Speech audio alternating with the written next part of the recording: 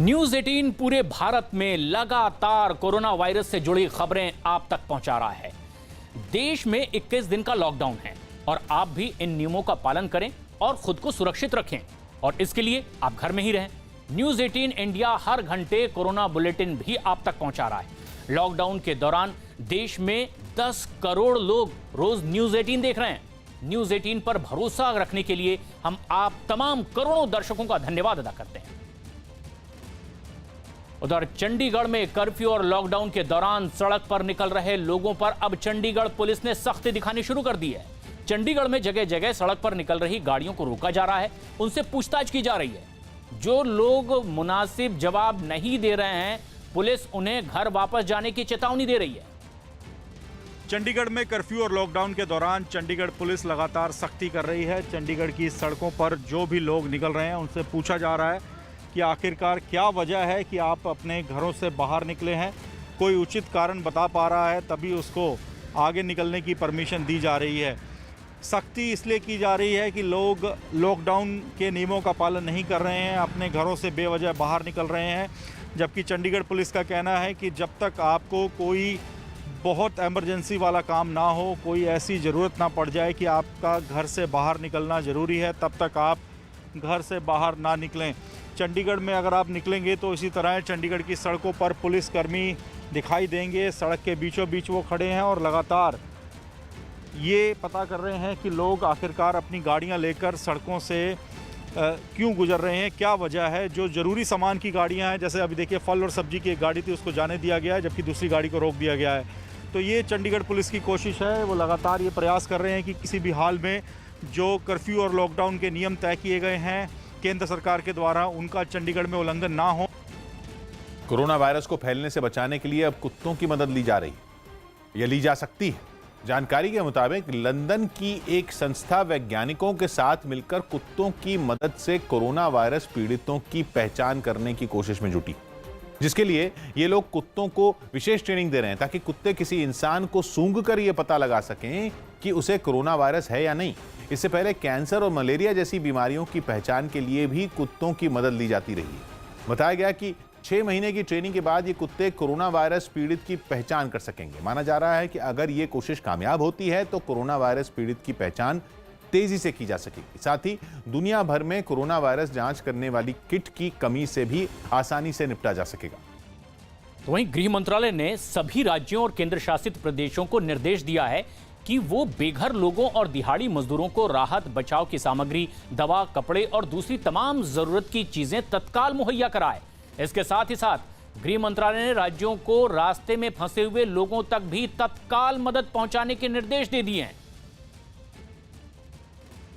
Corona virus से निपटने के लिए असम के गुवाहाटी के सुरसजाई स्टेडियम में राज्य का पहला आइसोलेशन सेंटर बनाया जा रहा है। दावा है कि यह 1 हफ्ते में तैयार कर लिया जाएगा और इसलिए स्टेडियम में आइसोलेशन सेंटर बनाने की तैयारी जोरों पर दिखी। कई मजदूर स्टेडियम में काम करते हुए नजर आए। इस दौरान उनके चेहरे भी मास्क से ढके रहे। आइसोलेशन सेंटर का काम देखने असम के स्वास्थ्य मंत्री हेमंत बिश्व शर्मा खुद मौके पर पहुंचे। We are establishing large home quarantine camps in this complex, Sorosajai Stadium, with a capacity of around 1000. दावा है कि स्टेडियम में बनाया जा रहा आइसोलेशन सेंटर पूर्वोत्तर का सबसे बड़ा आइसोलेशन सेंटर होगा, जिसमें रहने का पूरा खर्च राज्य सरकार उठाएगी। If in a family any positive case emerges, then the other members of the family will be taken to this center. Corona lockdown के चलते देश भर में मंदिरों में ताला लगा है और नवरात्र के बावजूद मंदिरों के प्रांगण खाली पड़े हुए हैं। लेकिन लोगों को राहत पहुंचाने के लिए गोरखपुर के गोरखनाथ मंदिर न्यास और मां पाटेश्वरी मंदिर न्यास ने एक अहम फैसला लिया है। दोनों मंदिरों के न्यास ने सरकार के सामने पेशकश की है कि न्यास संचालित अस्पतालों का इस्तेमाल कोरोना के रोगियों के इलाज के लिए किया जा सकता है। गुरु गोरखनाथ चिकित्सालय के पास 308 बेड और 10 बेड का आईसीयू वेंटिलेटर के साथ उपलब्ध है, जबकि देवी पाटन मंदिर न्यास के पास में 50 बेड का हॉस्पिटल तैयार है।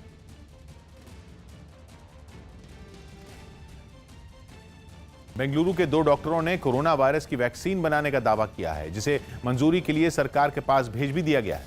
डॉक्टरों की इस टीम के मुताबिक वो लंबे वक्त से कैंसर के मरीजों की दवाओं पर काम कर रहे हैं और कोरोना वायरस के मरीजों को एक ऐसी दवा की जरूरत है जो उनके इम्यून सिस्टम को मजबूत कर पाए। डॉक्टरों के मुताबिक कैंसर की ही तरह कोरोना वायरस के मरीजों का भी इम्यून सिस्टम यानी रोगों से लड़ने की ताकत खत्म होने लगती है, लेकिन इसके लिए इंसान के शरीर से ही निकलने वाले इंटरफेरोन नाम के केमिकल का इस्तेमाल किया जा सकता है। डॉक्टरों के मुताबिक इस केमिकल के सही इस्तेमाल से इम्यून सिस्टम को दोबारा एक्टिवेट किया जा सकता है। इस दवा को बनाने का दावा करने वाले डॉक्टरों में एक डॉक्टर विशाल राव हैं जो कैंसर सर्जन हैं और दूसरे डॉक्टर गुरुराज हैं जो स्टेम सेल साइंटिस्ट हैं। Which can be injected in a simple manner, either subcutaneously in the skin or through intravenous routes, to reactivate the immune system in COVID positive patients and kill the virus. That is what we have been able to do, and we are in the very initial steps now. We hopefully by this weekend should be ready with the first set of it, and we have already applied to the government for an expedited review. Maharashtra के सांगली में एक ही परिवार के 20 लोग corona positive मिले हैं। वहीं 3 और कोरोना पॉजिटिव मिल भी गए हैं जो इस परिवार के घर में ही काम करते थे और सांगली में कोरोना के कुल 23 मरीज अब तक के हो चुके हैं। देश भर में लागू लॉकडाउन के बीच यूपी के कई शहरों में रोजमर्रा की चीजों की खरीदारी के लिए बाजार में भीड़ उमड़ पड़ी। फिरोजाबाद में प्रशासन ने हर रोज सुबह 4 घंटे दुकानें खुली रखने का फैसला किया है। यही वजह रही कि सुबह होते ही जरूरी सामान खरीदने के लिए सैकड़ों लोग बाजार पहुंच गए। कुछ देर में ही इतने लोगों के जमा हो जाने से वहां अफरा तफरी मच गई। हालात इतने बिगड़ गए कि आटा, चावल और दाल बेचने वाली एक दुकान के बाहर लंबी लाइन लग गई। सड़कों पर इतनी भीड़ इकट्ठा हो गई कि वहां से निकलना मुश्किल हो गया। इस दौरान उनको अपने भविष्य की चिंता है, तो वो वापस जाने के लिए आमदा हैं, लेकिन फिर भी हमने अपनी तरफ से तैयारियों में कोई कसर नहीं छोड़ी है। मैं फिर से सबसे अपील करना चाहता हूं कि प्रधानमंत्री जी ने जो कोरोना को रोकने के लिए पूरे देश में लॉकडाउन का ऐलान किया है, ये बेहद ज़रूरी है। अगर इसको हम लोग पालन नहीं करेंगे तो जैसे दूसरे देशों के अंदर ये महामारी इतनी जानें ले रही है, भगवान ना करे हमारे देश में ऐसी परिस्थिति आए, तो हमें इसको पूरी तरह से पालन करना चाहिए। अगर हम इतनी बड़ी संख्या में शहर छोड़ छोड़ के जाएंगे तो कोरोना के बहुत तेज़ी से फैलने का खतरा पैदा होता है। जो जहां है वहीं रहे। आपको जो भी दिक्कतें आ रही हैं, मैं आपको आश्वासन देता हूं कि आपको किसी तरह की दिक्कत नहीं आने देंगे। खाने का इंतज़ाम किया है, आपका रहने का इंतज़ाम किया है। बॉर्डर के एरियाज़ के ऊपर भी जहाँ पे लोग इकट्ठे हैं, वहाँ पे हमने कई स्कूलों के अंदर नाइट शेल्टर का अरेंजमेंट कर दिया है। वहाँ पे हम लोग कल मनीष सिसोदिया जी खुद गए थे और उन्होंने जाके वहाँ पे लोगों से रिक्वेस्ट किया कि आप अब हमारे नाइट शेल्टर में चलिए, वहाँ पे रुकिए। तो नाइट शेल्टर का भी इंतज़ाम किया है और खाने पीने का भी इंतज़ाम किया है। इंतज़ाम में किसी प्रकार की कमी नहीं है। और जब हम उन लोगों से बात भी करते हैं, वो लोग मानते हैं कि भाई दिल्ली सरकार के इंतज़ाम में कोई कमी नहीं है, लेकिन हम घर जाना चाहते हैं। तो उन सब लोगों से मेरी निवेदन है कि आप घर मत जाइए और जो जहां है वो वहीं रहिए। आज से दिल्ली के अंदर लगभग 1000 राशन की दुकानों में राशन पहुंच गया है। आज से राशन बंटना चालू हो गया। जैसा मैंने बताया था, 7.5 किलो राशन प्रति व्यक्ति फ्री दिया जाएगा। इसमें गेहूं और चावल दोनों हैं। तो 7.5 किलो राशन प्रति व्यक्ति फ्री दिया जाएगा 71 लाख लोगों को। आज से 1000 दुकानों में बंटना चालू हो गया। बाकी दुकानों में कल या परसों तक पहुंच जाएगा। उनको भी बंटना बहुत जल्दी चालू हो जाएगा।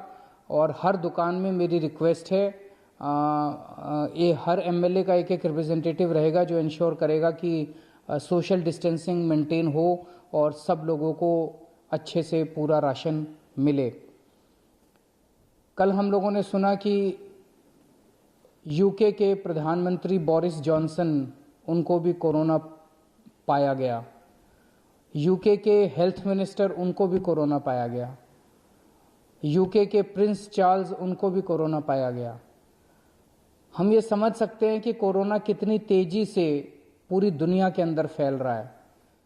चारों तरफ दुनिया के जो सबसे बड़े देश, जिनको हम मानते थे सबसे विकसित देश हैं, अमेरिका है, इंग्लैंड है, स्पेन है, इटली है, फ्रांस है, जर्मनी है, जिन देशों को हम मानते थे कि बहुत ज़्यादा डेवलप्ड कंट्रीज़ हैं, आज उन देशों के अंदर इतनी भयावह स्थिति पैदा हो गई है कि उसके बारे में सोच के भी डर लगता है।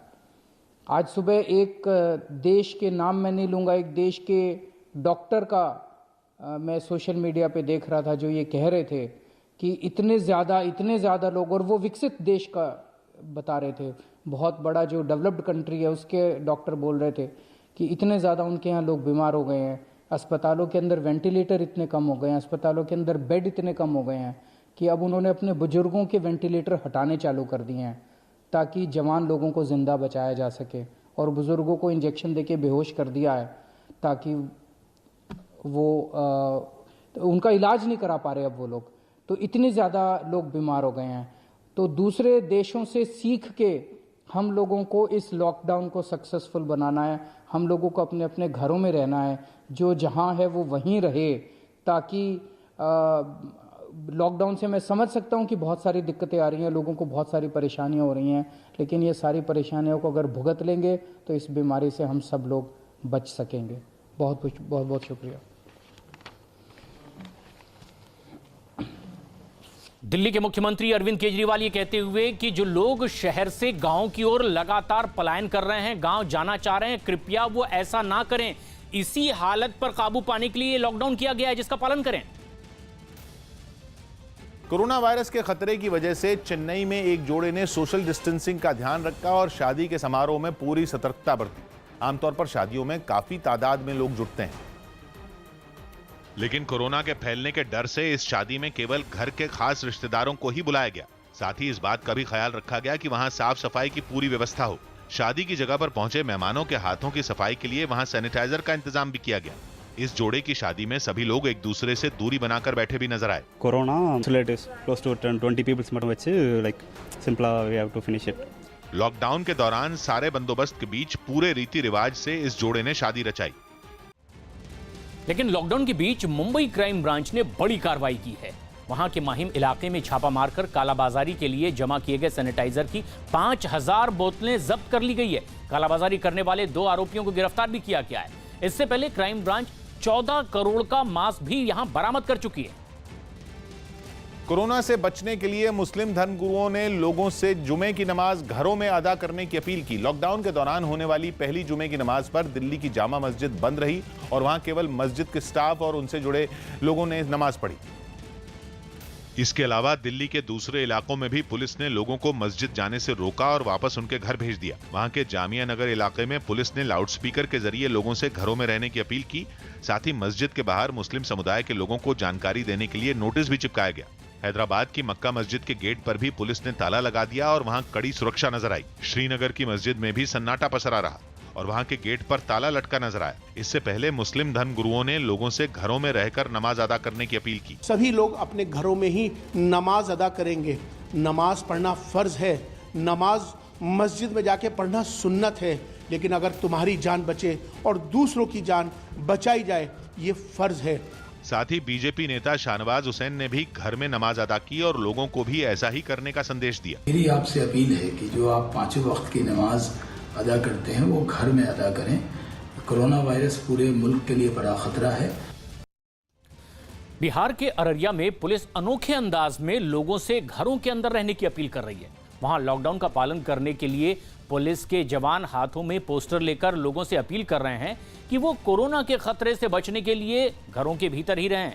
पुलिस को ऐसा इसलिए करना पड़ रहा है क्योंकि अभी भी कई लोग कोरोना वायरस के खतरे की गंभीरता को समझ नहीं पा रहे हैं और बेवजह घरों से बाहर निकलकर सड़क पर घूमते दिखाई दे रहे हैं।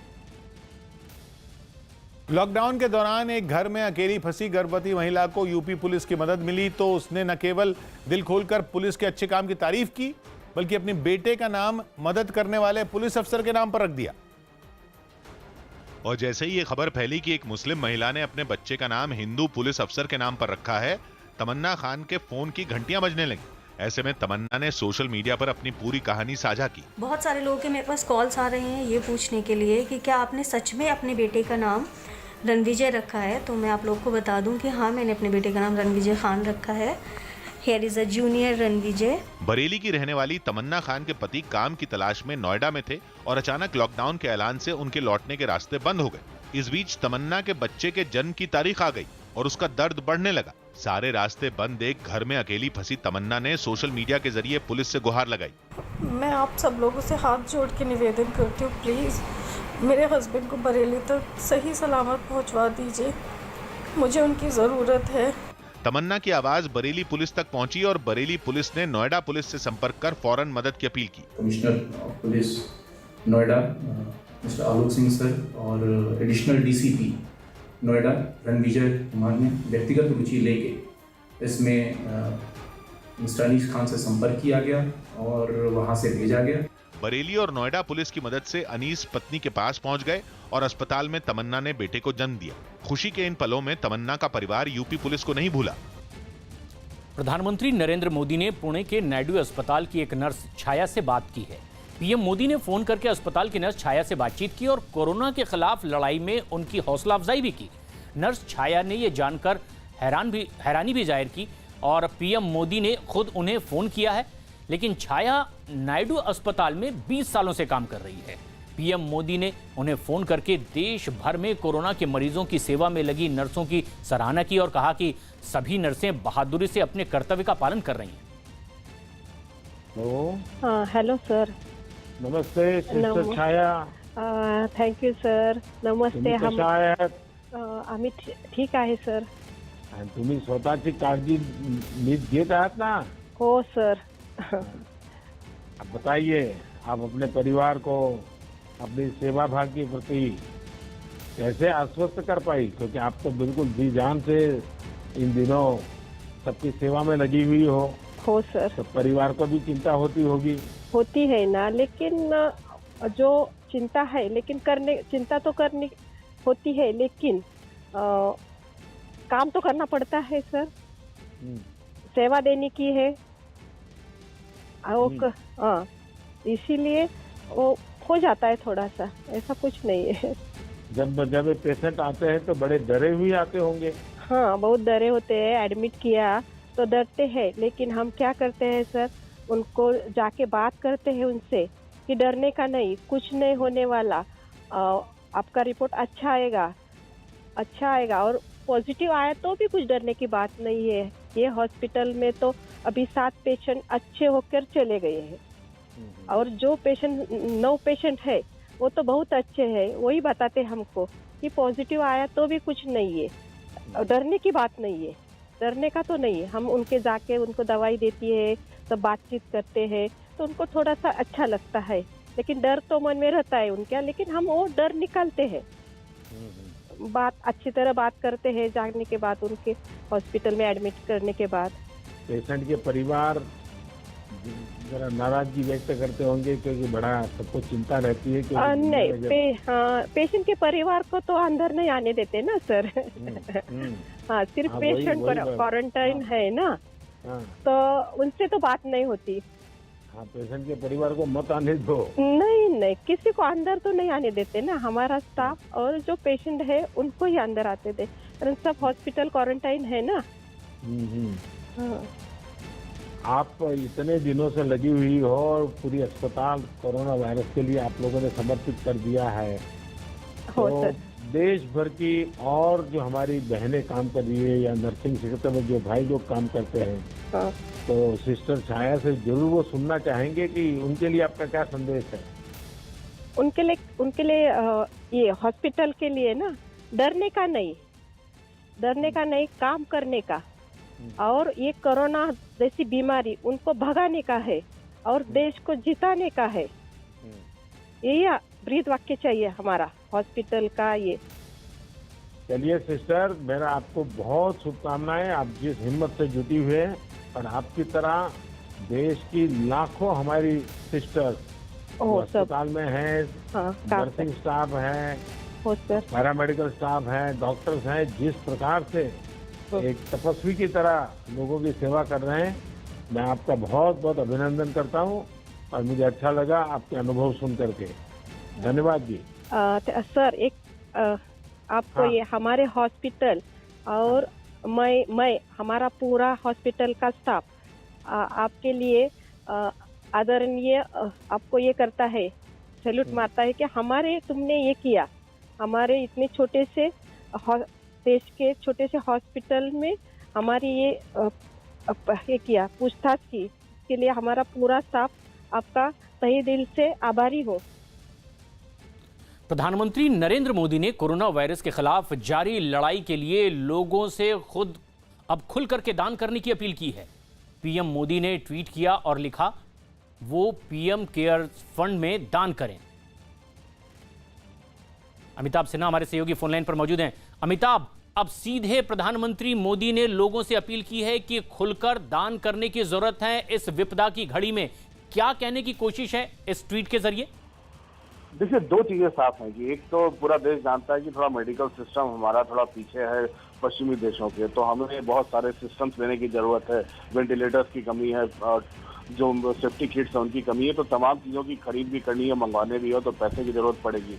जो लोग इससे अफेक्टेड हो रहे हैं, कारोबारी से लेकर अगर जो दिहाड़ी मजदूर हैं उन सब की मदद करनी है। इकोनॉमी में कई तरह के सरकार प्रस्ताव लेकर आ रही है ताकि लोगों को सहूलियत हो सके। तो प्रधानमंत्री का मैसेज यही है कि जो पीएम केयर फंड बनाया है, इसमें कोरोना के नाम पर जो लोग आगे हैं, इसमें इन सबको बचाने में और इसकी रोकथाम में जो भी उपाय लगेंगे, पैसे लगेंगे, इसमें सब पूरा देश सहभागी बने। इसीलिए पीएम ने संदेश देने की कोशिश की है और लोग इसमें दान करेंगे। दूसरी जो सबसे अहम बात है वो है कि छोटी से छोटी जानकारियां भी टेलीविजन के माध्यम से पीएम खुद सबके सामने आ रहे हैं। चाहे छोटे जगहों के नर्सों से बात करना हो, तो प्रशांत सीधा ऐसा हिसाब है, एक तो इंफॉर्मेशन पूरे देश को जाना और दूसरा लोगों को राहत पहुंचाना।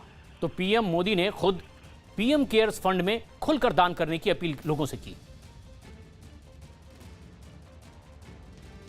अमेरिका के पेंसिल्वेनिया राज्य में एक महिला पर जानबूझकर कोरोना वायरस फैलाने की कोशिश का आरोप लगा और पुलिस ने उसे हिरासत में ले लिया। बताया गया कि एक दिन पहले वो महिला पेंसिल्वेनिया के हैनोवर शहर में एक किराना स्टोर पहुंची और वहां रखे बेकरी, मीट और खाने पीने के सामान की ओर मुंह करके खांसने लगी, जिसके बाद स्टोर के कर्मचारियों ने उसे बाहर निकाला और पुलिस को जानकारी दी।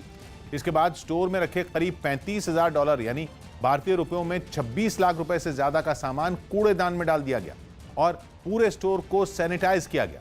कुछ घंटे बाद पुलिस ने उस महिला को हिरासत में ले लिया और बताया कि महिला ने जानबूझकर किराना स्टोर में यह हरकत की। हालांकि उस महिला की शुरुआती जांच में कोरोना वायरस का संक्रमण नहीं पाया गया, फिर भी उसका मेडिकल टेस्ट कराया जा रहा है। अमेरिका ने जानबूझकर कोरोना वायरस फैलाने वालों के खिलाफ आतंकवाद विरोधी कानून के तहत कार्रवाई करने का आदेश दिया है। कोरोना